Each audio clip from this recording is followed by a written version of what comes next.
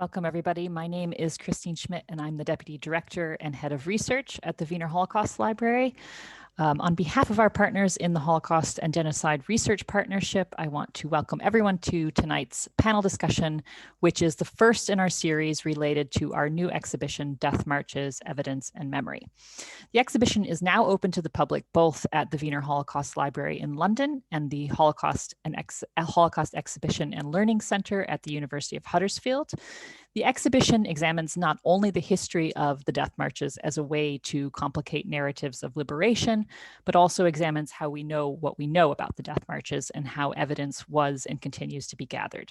So this panel discussion series is intended to engage the widest possible audience with the exhibition, including those who may not be able to visit in person. And we have several online resources as well as a catalog available too, and we'll include links to these in the chat. Tonight's panel focuses on sources and research methodologies, particularly with a focus on digital humanities and mapping, online exhibitions, and other research related to the death marches and evacuations at the end of the war. Unfortunately, Dr. van Lunen couldn't be with us this evening, but my co-curator Dan Stone has kindly agreed to step into the role of chair instead. So before I introduce him, just a few notes of housekeeping. We'll be keeping everyone on mute throughout the program, but please do post any questions or comments you have in the chat. My colleague, Dr. Imogen DL, will be posting further information and key terms throughout the sessions to increase accessibility to new research. And we are recording this event, and your camera won't be appearing on the screen, so you don't have to worry about that. But in case you'd like to catch up later on YouTube, it will be posted very shortly after this event later this week or early next. And finally, if you'd like to use the closed captioning, you can turn that on and off again at the bottom of your screen. Just note that it is automated, so sometimes it doesn't always perfectly reflect what the speaker is saying. So I will now hand over to Professor Dan Stone, who is the Director of the Holocaust Research Institute and Professor of Modern History at Royal Holloway, University of London. His research interests include the history and interpretation of the Holocaust, comparative genocide, history of anthropology, history of fascism, the cultural history of the British Right, and theory of history. He's the author and editor of 18 books and over 80 scholarly articles. And the Death Marches exhibition currently on show in Huddersfield and London provides new and public access to his ongoing research into liberation and the post-war period, in particular on the investigations led by the International Tracing Service after the war. So Dan, over to you. Thank you, Christine, and welcome everybody. Thanks for joining. I'm not, as Christine said, Alex van Lunen, and I'm here at short notice, so forgive me if the questions are not as focused as they might be, but I will do my best. Let me start just by introducing the speakers, and then I'm going to ask each of them to speak in turn about their projects.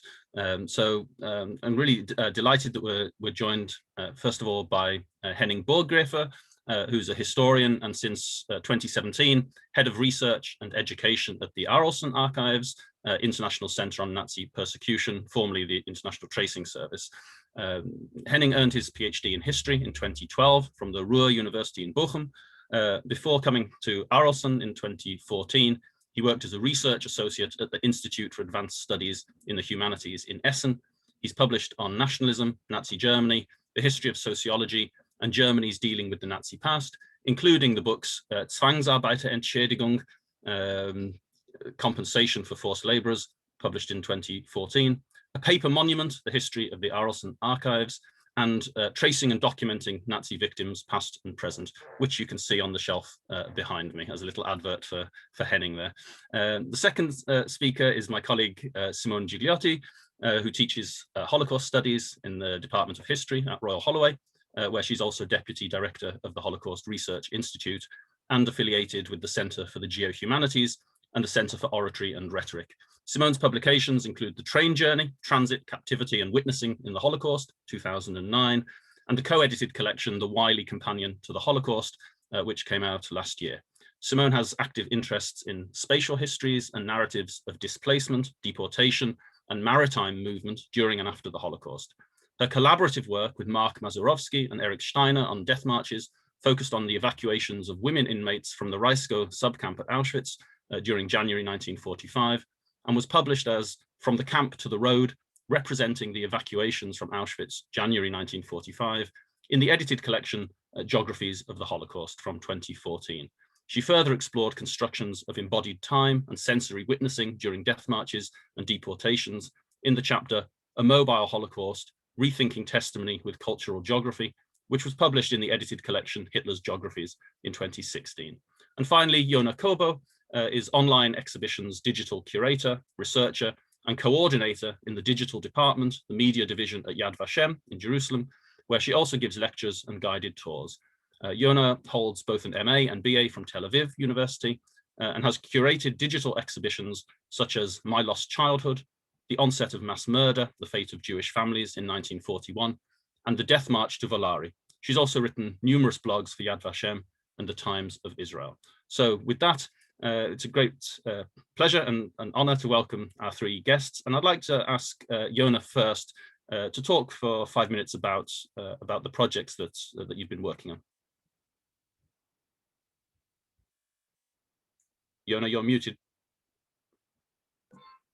Good evening, everyone, and thank you for inviting me to that panel. I want to share with you an online exhibition about one death march, the death march of a group of women that marched through the winter of 1945 for almost 900 kilometers, 550 miles. They started in Poland and they ended their march way down in the Czech lands after 106 days. I'm working only online. All the fruits of my work is online. And we have a lot of challenges in creating online exhibitions because we needed to add to the exhibition a lot of images. In that case of the Death March, hardly any images are available. We don't have so many photos. We don't have anything that can tell the story by images. So we found out a way to do it by creating video clips of the survivors of that specific death march, and they are telling us with their own voices what they have been through. And I please want to share with you a little bit of the online exhibition so you can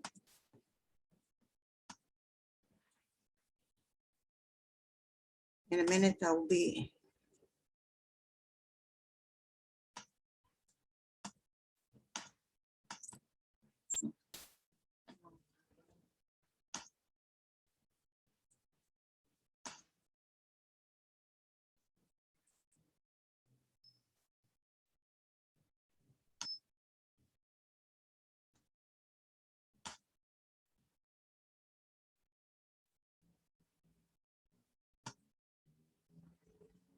Can you see the screen now?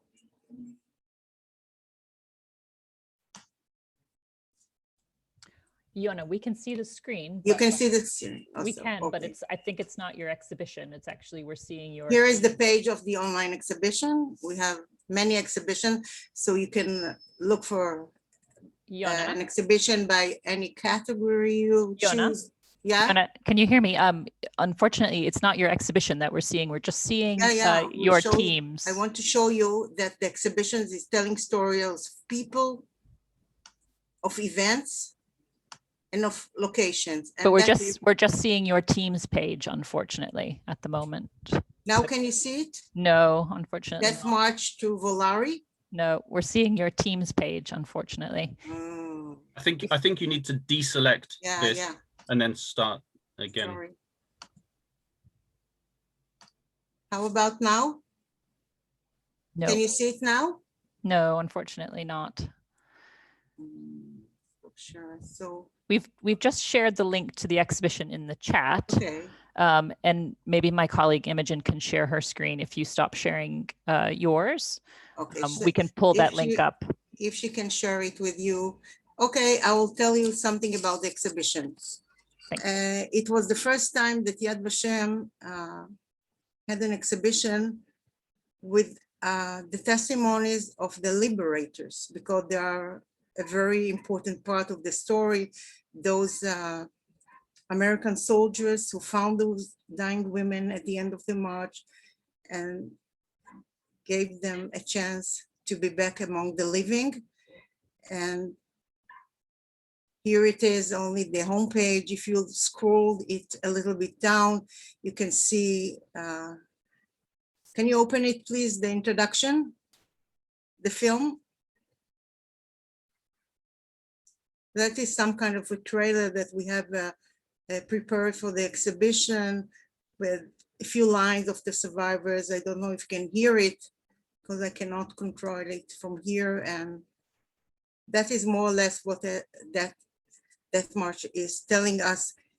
It's a story that we have a lot of information and different sources that we can tell it. But in order to tell it online, like I said before, we needed the visuals, and those are the visuals. I have to confess that one of the survivors of that specific death march is my mother. My mother survived it. Her name was Annie Keller then, and she managed, I don't know how, to reach to the end and survive. She emigrated to Israel, raised a family, and I'm one of her children. She had two. And if you listen to those stories of those women, they are very moving and they touched our hearts so much, and not only us. For me, it was very hard to do it because I had to wait until my mother passed away.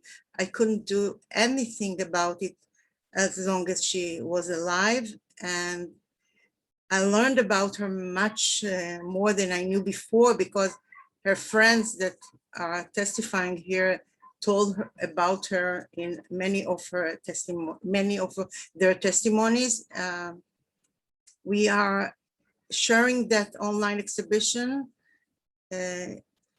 with our media, with social media. You know, we have been very active at Yad Vashem, not only that last year and a half of the COVID plague, but we are doing it for many years. Yad Vashem is active online over 20 years. And in the last years, we have been active in Facebook, Twitter, Instagram, Pinterest, YouTube, and we are doing it in many languages. That exhibition has a version also in Hebrew, in Spanish, and in German. So that is a way for us to reach a vast audience all over the world. And we are getting a lot of people that comment and respond to the exhibition, very moving things. And while it's online, you don't know who see it, you don't know what they felt, what kind of an experience they have, but we have really very, very good response from people, not necessarily people that are interested in the Holocaust, but they found a way to get to that exhibition, and later they will also go to the Yad Vashem website. So we are always like the ripple effect, you know, we are throwing an exhibition online, we don't know what will be with it, and it's a permanent exhibition. All our exhibitions, all the exhibitions that I made are permanent. It's like we have a very big library of digital resources, and those exhibitions became also a digital resource that people can share, people can learn about the Holocaust. It's not academic, but there is a lot of information regarding, and we have some very moving testimonies in that exhibition by the people who met those women. It's told through the Jewish point of view, through the victim's point of view. It's not academic. We don't bring the story of the perpetrators, only of the women, the victims, and the liberators. I think I'll stop here, and later if you'll have any questions, I'll be more than happy to respond. Brilliant, thank you, Yona. That's really helpful. And I see there's already one comment which says how good that Volari exhibition is from somebody in the audience, and I would reiterate that. I think it is a brilliant exhibition, and I'm sure we'll there will be questions for you about it, and we'll come back and discuss that more in a few minutes. But next, I'd quite like to ask Henning to talk about your projects as well. Thanks. Okay, thanks, Dan, for the invitation. As Dan said, I'm working at the Arolsen Archives, formerly known as the International Tracing Service, which is the world's largest archive on the history of Nazi persecution, containing more than 30 million documents from Nazi concentration camps on forced labor, as well as on the Allied aid for the displaced persons or for the liberated survivors. And part of the archives are extensive collections on the death marches, as broadly shown in the exhibition curated by Dan and Christine. And this includes, for example, the documentation that the UNRWA collected and gathered during its early investigation program in 1946, including in particular questionnaires filled in by mayors and other officials from the towns through which the marches had passed. And this includes also the working papers of the so-called Attempted Identification of Unknown Dead program based on this, which the IRO, the International Refugee Organization, conducted from the late 40s to the early 1950s. And all these documents, as most of the documents from our archives, have been freely available in our online archive for some time. And just for a minute, I would like to show you the online archive in order to give you an impression where you can find the material. So I hope you can see my screen. Right? Yeah. Okay. So this is the website of our online archive. It's simply called collections.arolsen-archives.org, and there you have the opportunity either to search for specific persons or places, or to browse the archival tree, as it's called in the archival world. So the hierarchical structure of the archives, and there you will find the record group 5.3 death marches, and here in this record group, you will find the whole investigation material, both from the UNRWA from 1946, as well as from the IRO from 1949 to 51. And it's mainly about investigating locally what happened there, what do the locals know about the death marches, where did the prisoners come from, where did they go to, did someone die in the place, where were they buried, and then in a later step they tried to identify those people. So what you find here, for example, these questionnaires filled in by mayors, I think from thousands of towns where death marches passed through, and these were standardized questionnaires filled in by the mayors in German, of course. And what is also interesting here, and it was extensively used in new research on the German population and its reaction to the death, or its involvement in the death marches, is are there, let's say, who experienced the marches and who is still there in the town, who can testify on them from the German perspective. And this is why I think this collection is especially interesting. But through the names of the victims and through the names of the survivors who later testified on the marches, all these sources can also be linked to the extensive holdings of prisoner records from the concentration camps that are also part of the archives, and that you can find here in record group 1, as well as to the large collection of tracing and documentation files of the International Tracing Service. So, and this in order to examine the various backgrounds, I think this is very important, and the pathways of persecution of the victims and survivors, as well as the dealing with the crimes in the post-war years in a broader picture. And here I will stop my stop sharing my screen and say a few more words about this. So, however, and this might surprise you, I must emphasize that I never published about the death marches specifically, and I hope that I don't disappoint you with this. Rather, at the Arolsen Archives, on the one hand, I'm involved in probing the potential of the archives and for various holdings for research, especially given the high level of digitization, as you just have seen. Almost 90% are scanned, and in many holdings we also have very extensive personal data and other data at the document level. So it's a big collection, not only of scanned images, but also of machine-readable data. And on the other hand, I'm involved in developing digital projects that aim at making the collections easier accessible, that allow interested users exploring them and working with them, but also to, let's say, to contribute to them, to share knowledge, to add knowledge.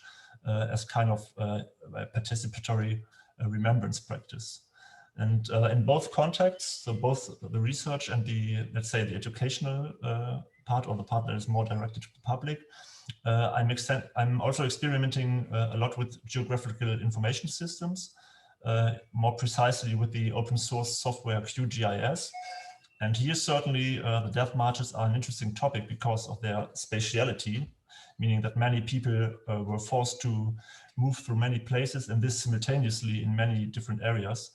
But here, as I already said, I also find it important to, let's say, to broaden the perspective and map where these people actually came from and what persecution these people already had behind them before they actually went on the marches. So I think from my perspective, it would be very important to not only to look at the marches and what happened there, but to get a broader image of the pathways of prosecution of the victims and the diversity of the victims that experienced these marches and that were murdered during these marches. So this may be for the first round from my side. Perfect, thank you, Henning. And I forgot to say when introducing you that Henning has also written the foreword to the catalogue for the Death Marches exhibition. So that's also a little advert there for the exhibition. And I know from using the ITS collections as well that in 5.3 there's also remarkable collections of maps created by field workers who retrace the steps of the death marches, cemetery maps submitted by the local mayors in the summer of 1945 and onwards, showing where non-German civilians were buried, and so on. So there's a huge amount of information available there. So thirdly, I'd like to turn to Simone, and Simone, ask you to introduce us to your projects now. Okay. Thank you very much, Dan. My involvement with studying the death marches emanated from participation in an international research collaboration that began in 2007 at the United States Holocaust Memorial Museum. And that was organized by Tim Cole and Kelly Knowles and Alberto Giordano. And there we kind of started to incubate and really think about the spaces of the Holocaust and what can geographical methods bring to it in relation to kind of place, space, proximity, distance, and perpetrator and victim spaces in that way. And there were kind of about 7 sub-projects. I was involved in the evacuations project. And the result of that was we had a National Science Foundation collaboration that ran for 4 years from 2008 to 2012, where we worked in teams to investigate our sub-projects at a kind of granular level. And I was involved with a cartographer and a historian and an art historian and a GIS specialist to produce the chapter in the book on geographies of the Holocaust, and that was the one that Dan mentioned at the start, and that was From the Camp to the Road, representing the evacuations from Auschwitz, January 45. And some of our work is featured as well, our work in progress at Stanford University at the Spatial History Project. So the goal for us, just to briefly introduce my perspective on the evacuations as a historian and as someone who uses visual and cartographic and spatial sources, our goal was to look at evacuations as a representational and spatial concern. We explored how the evacuations from Auschwitz in January 1945 fitted into the history of the Holocaust, the final solution, and the Second World War. So Daniel Blattman has explored the death marches as the final stage of Nazi genocide in his book from 2011. But our concern was to go further into kind of micro-mobility studies, for example, to examine how the marches were used to spatially control the victims and how the victims appropriated or continued those concentration camp behaviors and relocated them to the roads and highways. To that end, we asked where do the death marches belong as experiential history, as an example of mobile confinement, and how does it kind of situate itself with other places of the Holocaust and is different from them. So we looked at a 5-day period between 17th of January and 22nd of January 1945.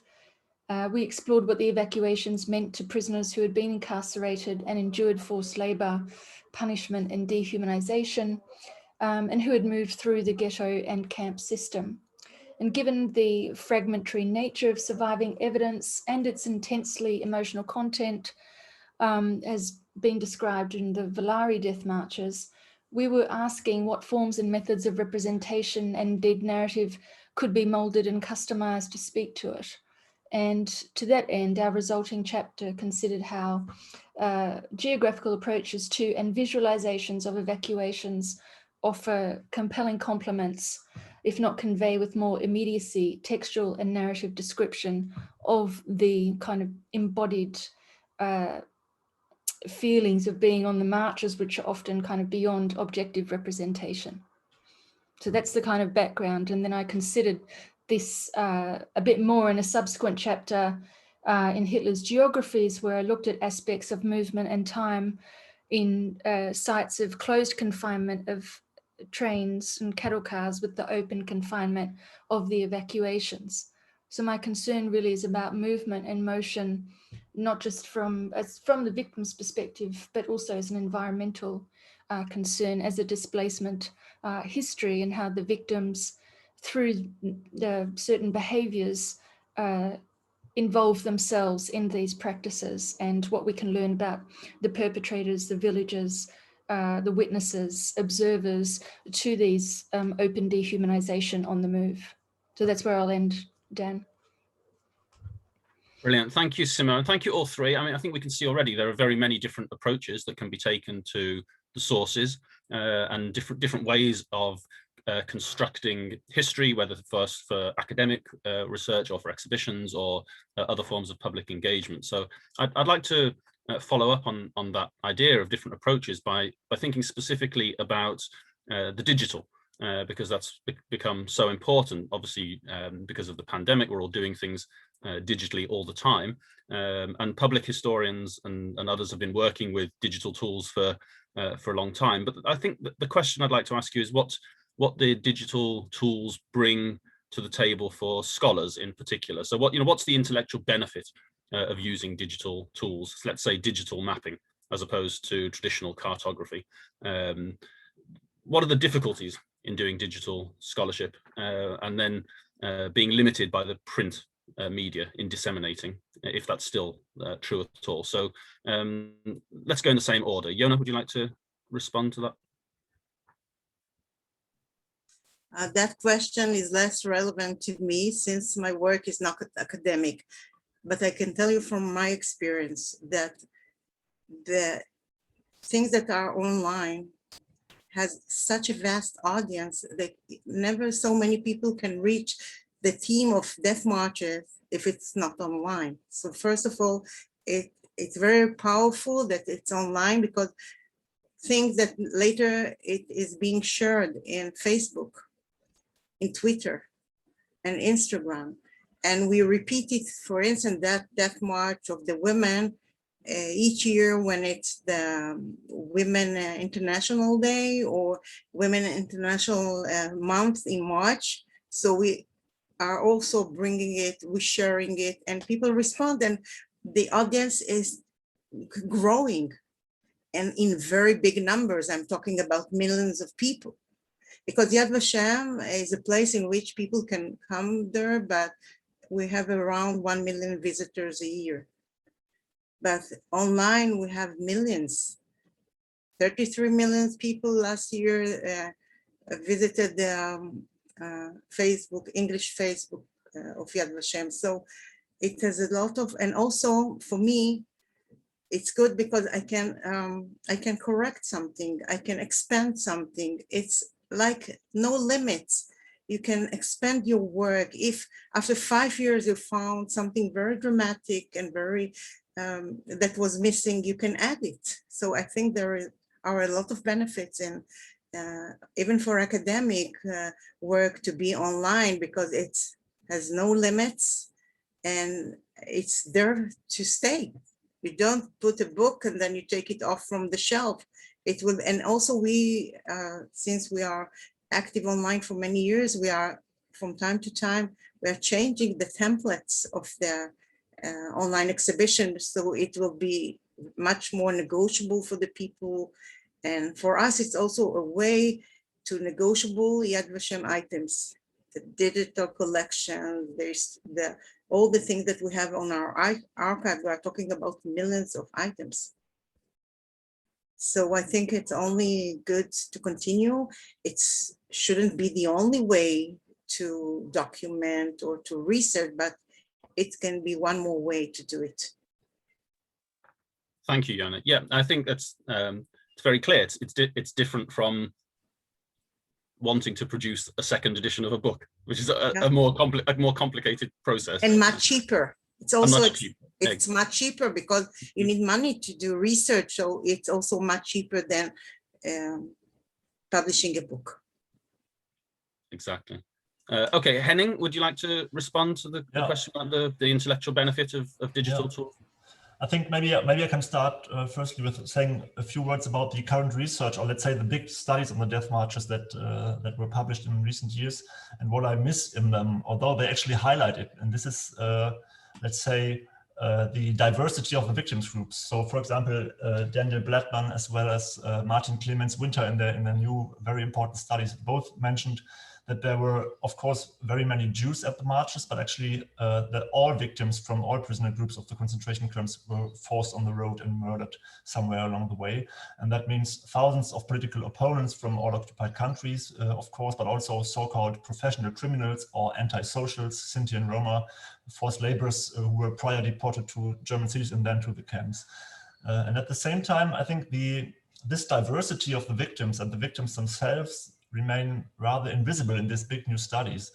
And I think here a large-scale analysis of, let's say, of person-related files from the concentration camps with quantitative methods and also with using geographical information systems offer a lot of potential for a history of the marches that is, as I said, in a broader sense, focused on the victims. So this would be, I think, a different way of using GIS than presented or done by Simone. But I think these two may also complement each other well. And when I say using GIS, I think what GIS is actually especially strong for studying and comparing it to, let's say, paper maps or creating paper maps. I think GIS is especially strong for studying movements of really large groups of people in space and time. And the same is true also for movements in and from, let's say, a city. So all these movements and a number of people that you can no longer show or that can no longer be depicted in a paper map. And therefore, I think mapping is not primarily about presenting research results that I have somehow obtained using classical methods, perhaps more illustratively or with more colors or more zoom possibilities. This is also important, of course, and also helpful as it is shown in your exhibition catalog, for example. But actually, I think the real potential is about using GIS as an analysis tool for working with historical person-related mass data. And in this sense, I think visualizing something in GIS actually do not provide the answer, but rather working with GIS functions at best as kind of a questions or hypothesis generator. So you visualize mass data, and then you see some patterns, and then you can start asking, okay, what is this pattern about? How can I explain this? And I think therefore visualizations in GIS are especially powerful. So, for example, currently it's a topic not belonging to the death marches, but for example, I'm currently doing this or probing this with a large data set also from our archives on the deportations of more than 40,000 Jews from Berlin to the east. And I'm especially interested in let's say, the spatial concentration processes prior to the deportations in the city.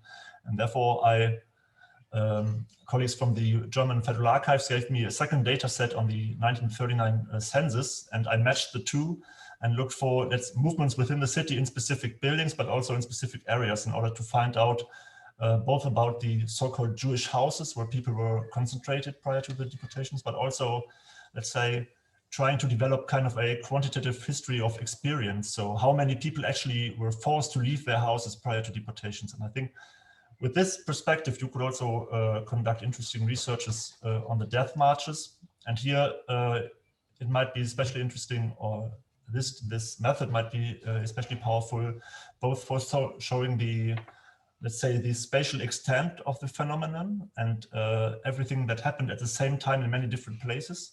And at the same time, by looking at the victims and at their pathways, to showing the, as I said, the diversity of groups involved in this mass crime. Thank you, Henning. Before I ask Simone, can I just ask a quick follow-up question? Because you said, with reference to Blattman and Winter's books, that you have the feeling sometimes that the experiences of the victims themselves somehow it doesn't appear in the ways that you might want it to.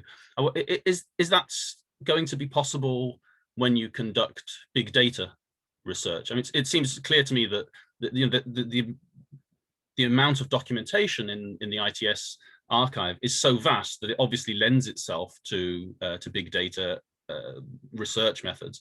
But again, how can you do that and make sure that the victims don't get lost? Yeah, well, I mean, this is quite challenging, and I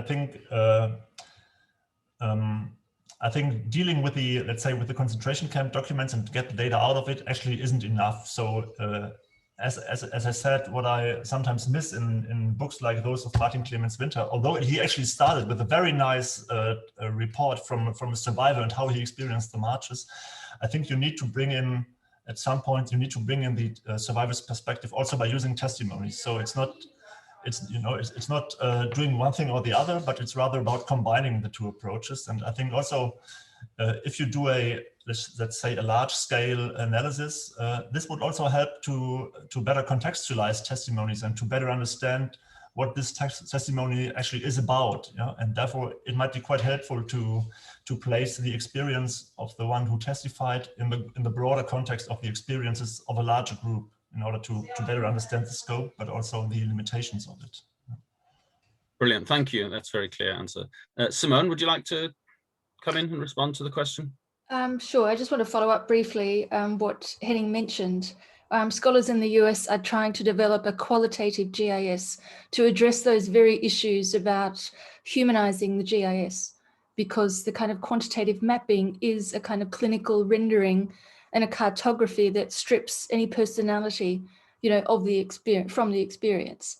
And this is the problem that you alluded to, Dan. And just to follow up, our chapter in Geographies of the Holocaust was about Polish Catholic women who were political prisoners and worked in Rajsko, and they were interviewed. Their testimonies came from regional investigations into Nazi crimes in Poland in 1971 and 73. So we're using different archives as well to investigate the death march. It's not a singular archive, right? There's many archives, a regional, small, national, that will kind of help tell this story. So again, it kind of testifies really to a bit of a problem about the lack of integrated data platforms and databases. The ITS is as huge as it is not representative of all of the different archives. So that's just a kind of initial response. But what I wanted to say is that in relation to cartography, prints, maps, and atlases are really good foundations, but they're subjective renderings with the pretension of objective statements of space and territory.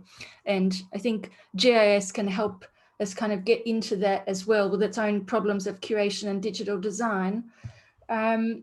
And that I think that we're not limited in terms of print and digital. The future is digital in terms of research. It will be more so. And the problem to me is kind of research platforms and infrastructures and designing inclusive access, and how to digitize the vast amounts of documentation that has not been digitized and that is impossible to also identify, and what remains obscured and hidden. And I've just pointed to, there's some excellent kind of digital mapping projects that really exemplify the idea is that research is an ongoing process. Digital is also unfinished. And I like the idea that it's an ongoing enterprise, and that it's kind of crowdsourced and collaborative, and this participatory models of research and citizen science in a way. So we have Yad Vashem's Transport to Extinction database, which its platform kind of builds on train stations And it points to what Henning talked about, almost these paths to deportation, from accommodation through the streets, through to transit points, through to train stations, and then their destinations. So there's multiple kind of these itineraries on foot and on train that kind of speak to that. We have the Arolsen Archives story map project, which is excellent. And again, is another idea to kind of use story maps as a way to kind of invite engagement with the resources. And then the kind of public history and public scholarship with the digital memorial project, which is an excellent initiative as well. And then you've also got, you know, the Holocaust Museum in Washington had the huge newspaper project of many years ago. So there are many projects globally where archives are opening up to audiences and to kind of harness their skills to not just encourage engagement, but to, I think, do something more about empathy, sources, archives, skills, and to engage with the past and to see kind of relevance for today's practices of kind of society, social practice, attitudes, prejudice, etc. Brilliant. Thank you, Simone. Okay, if anybody has any questions, please feel free to put them in the chat, and I'll get to them in a couple of minutes' time. But I'd just like to ask our panelists one further question, which I think they've begun to address already in their answers, which is, I suppose, the slightly more provocative one of what have we learned about the death marches through these different approaches that we didn't know before, and as a kind of supplementary to that. Given that the death marches were neglected for so long as part of the history of the Holocaust by historians and other scholars, I wonder what you think there is still to know, and how to integrate the history of the death marches into the synthetic narratives of the Holocaust more generally. So, Yona, would you like to go first? The exhibition that I was responsible for, I can tell you that one of the things that you can learn from it that is relatively new is the relationship between the prisoners, between the women who are marching. That is something that is not so academic or hasn't been researched yet, but we can see that they form some kind of groups, small groups of people who helped each other, like they named it Lagerschwester, or sister of the camp, or sister of the march. And you know, since I told you that my mom was one of the survivors, it goes on after the war, because after they were liberated, my mother was one of 100 support group. They helped each other, they loved each other, and they did it also during the march. But during the march, it was in very small numbers of groups, like 3-4 people united together, helped each other, sharing food with each other. So that's the thing that you can learn from our exhibition, because the women are telling us about their experiences. And they hardly know where they are marching. There are women that came from different places, from Poland and from Hungary. They marched through Germany and the Czech land. They have no idea where they are, but they try their best, you know, to support. And also they hurt each other. It depends on the situation, because when there is a time in which food is being delivered to them, they can fight for the food because they are so hungry and beaten and starved and sick. So you can learn a lot about what they have been through from their testimonies. Okay, I'll be stopped here. Thank you, Yona. Yes, agreed. Henning, would you like to? Well, I mean, it's not my own research I can talk about. Maybe I can say a few more words about the new study of Martin Clemens Winter and how he dealt with the materials from our archives. And maybe because it might be the case that not all of you are familiar with it, because so far I think it's only available in German. And I think this one shows pretty clear how broad the participation of the local population was in in hunting the those who fled from the marches in the murderous events. I think this he made it even more clear than Bladman did, how that the let's say that the local population was not only passive, or in most cases was not only helping, wasn't helping the people forced on the marches, but in how many places, that so many different actors were involved in actually torturing, punishing, murdering the victims that went through their town, or even mainly with the perspective of getting them away as fast as possible. And I think what he also showed, and this goes a bit in the direction Simone mentioned before, is he investigated the collections that the UNRWA and the IRO created, but for the purpose of finding out how the German population dealt with it in the post-war years. And I think here we clearly see the, let's say, the holes in the documentation, because when you really compare, I mean, the first time when you see an archival collection like the one we have online, you see thousands of questionnaires and it looks like, it must be everything. Yeah? But when you start comparing it with the actual marches and looking for the towns that didn't send something, although people were killed there, you clearly see the lacks in it.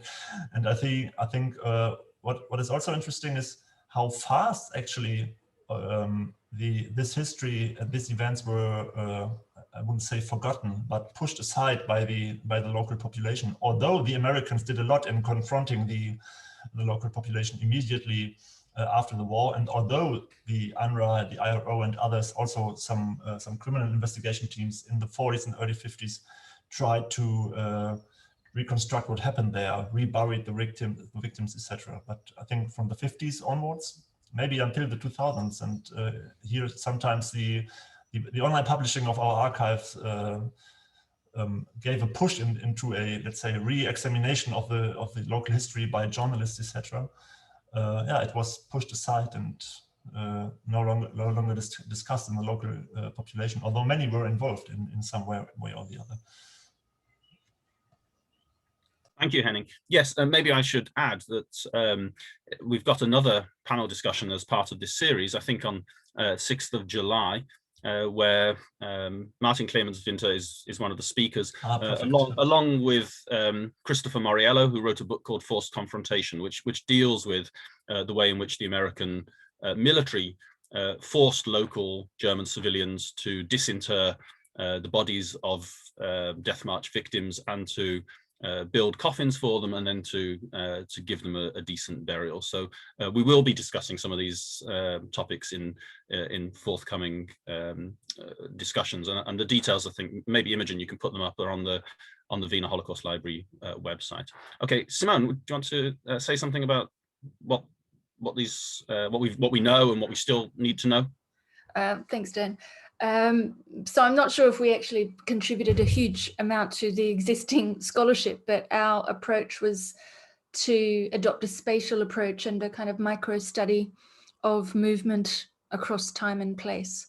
And by taking a small group of women, as we did, 6 women, and followed their journey from the barracks through to barns, on highways, and through to getting on trains in Władysław and Gliwice to further into kind of trains into German territory. It was really an interesting process on how to bring this into a view that was kind of beyond the text. So a lot has written about the death marches, and so far in kind of small studies, but we need kind of like a macro view, as Henning said, to start with, a European cartography of routes, micro routes, archives, building in highways, visibility, origins, destinations, all of these things. And then also what we're interested in is how the death marches extended the concentration camp behaviors to the roads in terms of how survivors actually behaved and how they were guarded. And we analysed the spacing of prisoners to guards, where they kind of, how they walk together. We adopted a concept of emotional communities to pick up on the concept of fraternity and kind of togetherness. And we tried to discuss where these bonds were frayed and tested, the murder of victims in barns, for example, by German guards, and the recovery from that process. So we kind of were in a way trying to not recreate, obviously, but bring us close to those moments, using the testimonies to give a more embodied truth that is kind of complements or is almost, we're not privileging the historian's text, but we are trying to think about other modes of representation that speak to the spatial experience that is almost beyond documentation. That's what I'll say. That's where I'll end, Dan. Thank you, Simone. Yeah, and I think that's very powerful. And what you say is right. I mean, in our exhibition, we've included a huge map on one wall of the exhibition, and there's a fold-out map that comes with the catalogue, which reproduces it. So I guess some people might have seen it. And the problem is, of course, that the routes of the death marches are so complicated.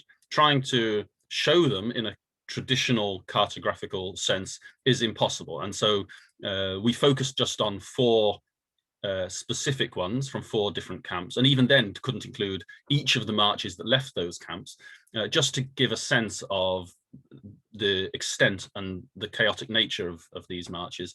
And so to include, if you like, the human aspects, the emotional aspects, and all the other things that you've just mentioned is something that I think is for the online world, not for it's really hard to show that in hard copy, I think. So I think it's a big challenge. Okay, there's a few minutes left, so I don't know, Christine, if any questions have come specifically to you, but I see a few comments, though some of them are comments more than questions. But there's one question here that I'd quite like to. Oh, I see one very briefly. Is the London exhibition online? Yes, it is. Or there's some introductions to it on the Wiener Holocaust Library website. Not the whole exhibition, but there is some material there. The one question, I think, which says, my great-grandfather died on a death march near Gardelegen in central Germany. He was at Dora. Despite years of research and trips to the region, I've never been able to find out where he was buried. Do you know what happened to all those killed on the roads who weren't necessarily identified? Some documentation must exist detailing those buried in local cemeteries or mass graves. Henning, I think that's one for you. Well, I don't know especially what happened with the reburial in Gardelegen, but I think what in general what happened, as far as I see, were actually 2 steps of reburial. So firstly, especially in the US, I think in the later US occupational zone, in Bavaria, etc. So firstly, when the American and I think also the British troops occupied the area, they forced the local population to took the bodies from the fields, from the woods, and to bury it in cemeteries in town. And this is where the powerful pictures come from that you also show in your catalog. And I think then a few years later, and this is also, let's say, a first step of pushing away this history from the local town. And this is what Martin Clemens Winter also describes in his book. They were reburied again mostly on centrally established so-called concentration camp victims cemeteries. So where usually they took the victims from, let's say, 10 or 12 local cemeteries and established a new concentration camp cemetery from the victims from this area. But the documentation on this is quite often rather poor. So, I mean, the whole issue of identifying a victim, this was the biggest problem the UNRWA and also the IRO teams dealt with in the late 1940s. And this because in many cases, even if you were able to, let's say, identify a number on clothes from the victim's uniform, they weren't sure if this really was the person who was wearing this number, or if probably in this chaotic situation of the marches, someone died before and then someone else took the clothes and was wearing the number. So I think the whole issue of identification is extremely difficult, and was already extremely difficult in the 40s, and even more it is today. And I think I mean, there are probably two ways. One is to check our archives if there is some documentation on the Gardelegen victims, and the other one is, of course, contacting the Gardelegen Memorial. And because I think, and this is in general true for all of these events. I mean, even if we have the documentation from the UNRWA and IRO teams, the real experts are those who are now working in German memorials in the small towns and regions and are dealing with this specific situation. And I know, this is what I know, that in Gardelegen there is a memorial on this Feldscheune Gardelegen, where this mass killing took place. And I think they also know about the killings in the area surrounding it. Thank you, Henning. Yeah, I would just add that, well, a slightly downbeat response to the question, I think, which is that if you haven't been able to find out until now, and if you've followed the suggestions that Henning already has made, I suspect you probably won't, because for the reasons that Henning explained, that the process of trying to identify the bodies, what the ITS could do was, or what the military authorities could do, was identify where non-German civilians had been buried, but actually identifying them in terms of giving a name to the bodies was an altogether different proposition, and very few actually were really positively identified in that sense. So I'm afraid I would guess it's going to be almost impossible to know for sure by now where your great grandfather was buried, but it's worth persevering, and certainly check the ITS digital archive. That's for sure. Christine, are there any? There's a related question to the theme that we were discussing before about forced confrontation from Rachel, and also from Joan, who sort of seconds that question about whether the British confronted Germans with crimes in their locality immediately after the war, as in the US zones. Does anybody want to answer that question? Whether the British also forced locals to bury civilians in the same way that the Americans did? Simone, Henning, Yona, anyone want to? Well, actually, I'm not an expert on this, but I can only give the impression that I think almost all pictures I know of this reburial situations are from U.S. troops. So I'm not sure if the British didn't do it, completely didn't do it, but I think, or it must have been the case that the Americans did it much more than the British probably did it. But here I think we also need to keep in mind that the American troops who were approaching in the direction of Buchenwald, Dachau, Flossenbürg probably came across many more death marches and death march killing sites than the British did in this area between Mittelbau-Dora, Bergen-Belsen, and Neuengamme. Yeah, I'm not an expert on this. No, I would agree. I think that the British did something similar at Belsen, where German guards were forced to prepare the mass graves for the huge numbers of dead that were found in the camp when the camp was liberated. But apart from that, I can't think of specific instances like in Neuenburg and Nammering and other places where the Americans forced locals to rebury civilians. So I think the answer is probably no. But it's always wise not to be too definitive, I think, with those sorts of answers.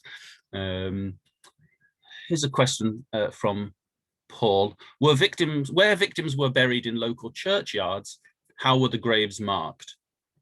Are they marked as victims today? Can I answer? Yeah. Because I will tell you only what happened in Volari. In Volari, we have women who survived the death march, but they died a few days after, like the same day the Americans came or the next couple of days. And the Americans created a grave for those victims. We have a very beautiful grave in Volari near the Christian cemetery with 97, I think, stones with personal names on it. Each body received a grave. We have a personal grave, and the locals are taking care of that cemetery, because the Americans made, you know, like with metal signs with the names of the victims. But after a few years, the locals, the Czech people, saw that everything is ruined, so they built marble stones with the names of each one of those women that died at liberation, more or less. And they also went back on the route of the march, and they took the bodies from the last few days of the march. So we have that very unique, and we have photos of that online. And also we have a photo of the American soldiers forcing the local citizens of Volari to watch the bodies. We don't see them taking care of the bodies, but we see them going along like a line of citizens and a line of bodies, and as if they are telling them, do the result of your actions. Look what you Germans, not you personal, but you Germans did. So we have that kind of photo online at Volari, and we have that special cemetery. I think we don't have many cemeteries like that with personal names on stones. We have like mass graves in many places, in Poland maybe, but that is also unique about Volari. Yeah, Thank you. Maybe I can Yeah. add that. Go ahead. I mean, of course, as Yona said, I think in most cases these are these mass graves, and I think in many cases the nationality is given if they were able to identify them. But it might be interesting for you to know that actually this is still an ongoing process. The let's say giving names to the graves is still what many local remembrance initiatives do in Germany. So they and this is also true for the thousands of civilian forced laborers who died in German towns and villages during their stay in the German Reich. So they were usually buried, or often buried, anonymously, but still until today, local initiatives are trying to identify them and then to, let's say, to redesign the gravestones and mentioning the name on the gravestones instead of having let's say a gravestone for a group of 30 or 40 people only mentioning the nationality, or only mentioning that these were foreign war victims or something like this. Yeah, thanks, Henning. I think a good example is at Schörzingen in Baden-Württemberg, where in the French zone, where over many years there was a process to try and identify the victims, and so where before there was a kind of single table or tablet as a monument, it's gradually been replaced with the names of all the victims, and I think that's typical of the sort of initiatives that Henning's talking about. Okay, 7:05. Do we have any more questions? I think you covered the ones that were sent to me directly as well. And we've had some other links put in, but I think that might be okay. all of them. Well, I'll hand over to you to close then. Thank you very much to our three speakers, and I hope this has been an interesting event.